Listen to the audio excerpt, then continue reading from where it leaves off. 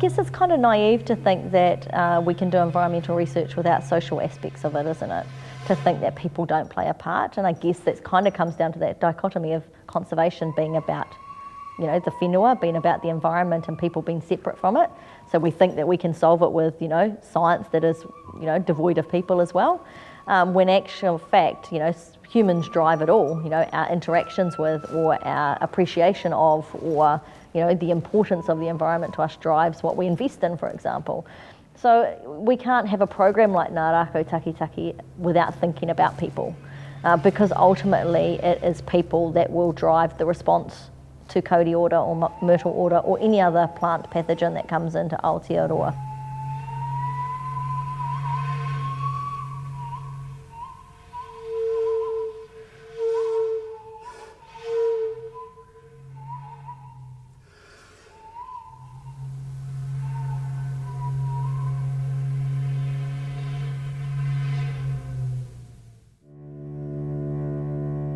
It's about mobilising action, making on-the-ground difference, to recognise the contribution that community's already making, to support the contribution that community's already making, and to empower community to keep making that contribution.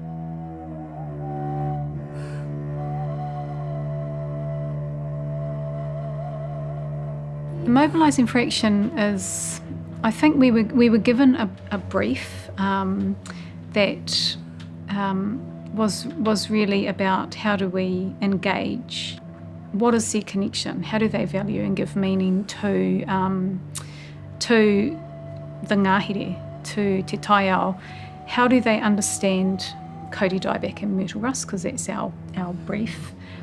Do they understand what they are? Have they ever heard of them? So that's really what we've done, at least in this initial phase, is find out that information, sit down and speak to lots and lots of people about their perspectives. And the hope is that what we learn, what we understand from what people value and how they give meaning to taiao ngāhere tonga species, that will assist us in really better understanding the process sort of moving forward. What are the things that we need to do as people, as collectives, to support enhance understanding around people's involvement and the meaning they give to the ngāhere. Yeah. Mm-hmm.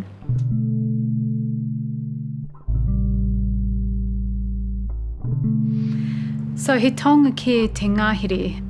Our sort of whakaaro behind that was wanting to get a feel for how Māori, those who have whakapapa Māori, relate to the taonga species. In this case, those species that are at risk of myrtle rust and Kauri dieback. But we couldn't compartmentalise those from the wider ecosystem. So we also wanted to look at their perspectives around ngāhere and te taiao in general. So we've engaged with a number of different rōpū, from kaumātua, rangatahi, weavers, carvers, rongoa specialists, and we've found some really interesting things in terms of value and meaning. I think it's really important to highlight that our different groups, both tāne, wahine, varying ages, varying levels of engagement in Te Ao Māori, the perspectives are diverse as a consequence of that. But what I can say, I guess, with some certainty is that the value and meaning that Māori in these groups attribute to those spaces is one that is interconnected. They see themselves as a part of those spaces, and they don't see those spaces as incompatible or different to each other. So he tonga kia te ngāhere, just I guess if I were to summarise it, was about capturing Māori perspectives of tonga species, ngāhere and taiao.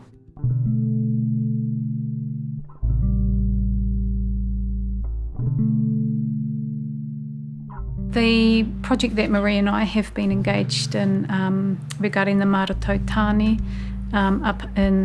with a hapu, a tūhoi hapu, that was about the revitalisation of some practices, in particular marakai, but also the re-establishment of a Maratautani, and how that links back to the ngāhere. Obviously the hapu we're working with exist within or alongside the ngāhere, turuwera. I think the health of the forest is reflected in the health of the people. If we think about ko te awa koe, and apply that in any other space, then yes, I think the ability to practice authentically in a space, iwi hapu whānau, to practice rituals, to be able to have their beliefs and values endorsed is really important and is reflected in te taiao. We were honoured, I guess, to recognise the link between the ngāhere and the practice of marakai and what's at risk if the rākau in turuwera, I guess, feel the effects of things like myrtle rust. What's at risk, and it moves beyond just the rākau itself to, for want of a better word, cultural practices, rituals, beliefs, a sense of place, a sense of cohesion. So all of those things become at risk, and so therefore for us, the Maratautani is about the rākau, but it's also an issue of social justice.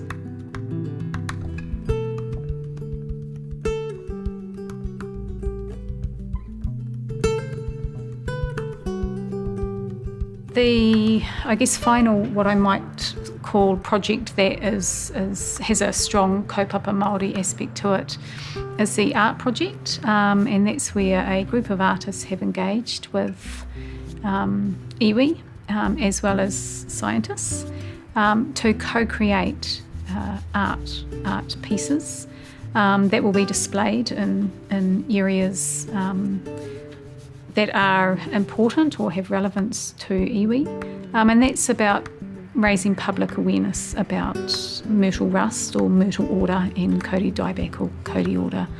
And then those pieces of artwork are koha, they're a koha back to the iwi who are worked with. It's an interesting one, that one, because it has challenged people to think, okay, here we've got an art project funded by, what is essentially science. But art and science, science is creation, is creativity, it's creating.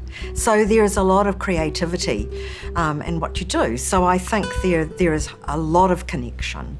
But how do you connect with people? And so art becomes a way of connecting. So I think there is a lot of connectivity between both the arts and the sciences.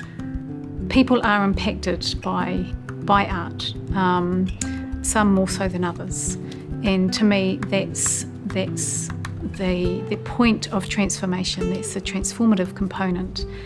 We don't need to sit down and write about it or speak about it in what we might consider scientific terms, because we can recreate that knowledge through the artwork, and that can often have a lot more impact than our journal articles that we write up and get submitted to a very select audience. This is about science communication too. And science has to think about how it communicates, and it's got to use diverse ways of doing that. And so art can become a beautiful way that can convey very complex ideas in ways that people can connect with. So we have a lot of hope for this project. It's pretty amazing what they're doing, and I think it's going to be really interesting ways that will enable the public to both connect but also to build up awareness around biosecurity issues, around the ngāhere, and sort of reignite and inflame people's engagement with the ngāhere.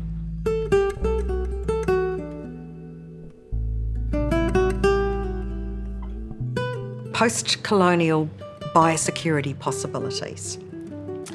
And that particular project is actually looking at us. It's going to actually be working with scientists and with those in sort of decision-making positions.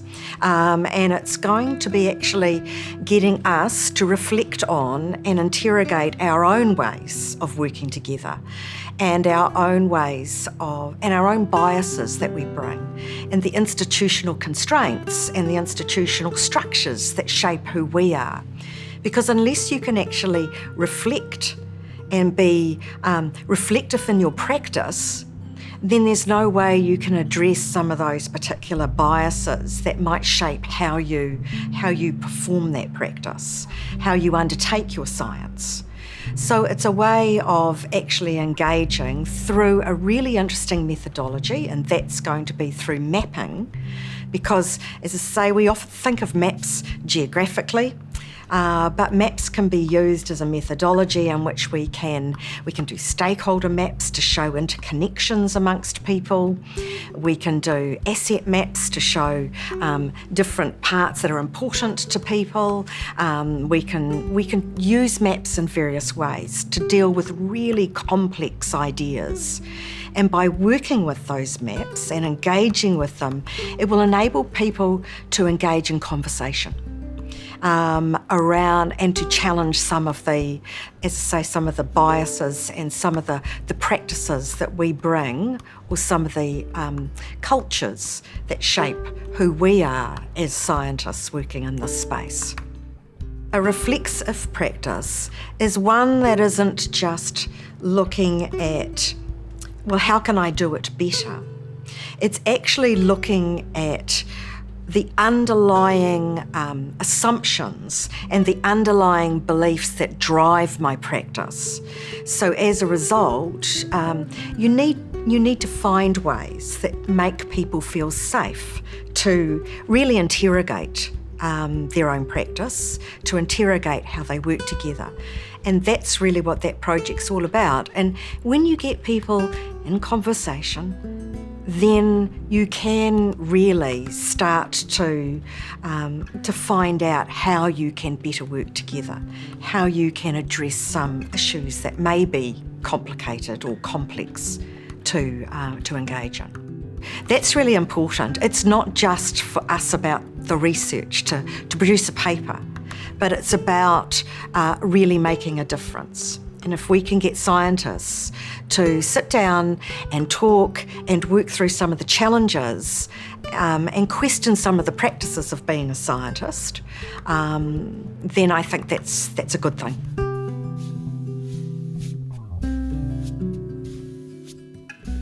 That particular project, which is the Citizen Social Science Project, is looking at high-risk forest users that their practices present some challenges for biosecurity management. But we see the opportunity for the community to actually be part of and collaborate and co-design the project. So that's why we call it citizen social science. If we're looking at behaviours and working with behaviours, then it's really important that people are part of that process and that they are not just subjects of research, but they can actually start to question their own behaviours and think about what it means to be a good forest user. My background isn't in biodiversity. It's in psychology, at least from a Western lens. And what I do in my role in psychology is, the focus is on, there's a lot of talk about decolonising, but I like to reframe it as re-indigenising. So I work in that space, and my research background is actually in spirituality, wairawatanga. So for me, I see a lot of, there's place and place should be made actually for that, for karo to, provide provide an understanding of why there is myrtle rust, why there is Kauri dieback. What does that mean in terms of a wider holistic way of looking at what we consider to be pathogens from a scientific perspective? But, you know, if we were to reframe that, they've now become part of the whakapapa of those rākau. I came from being a participatory social scientist from a very different angle. It's about collaborating with people. It's about engaging them really meaningfully, not just talking at them, but working with them.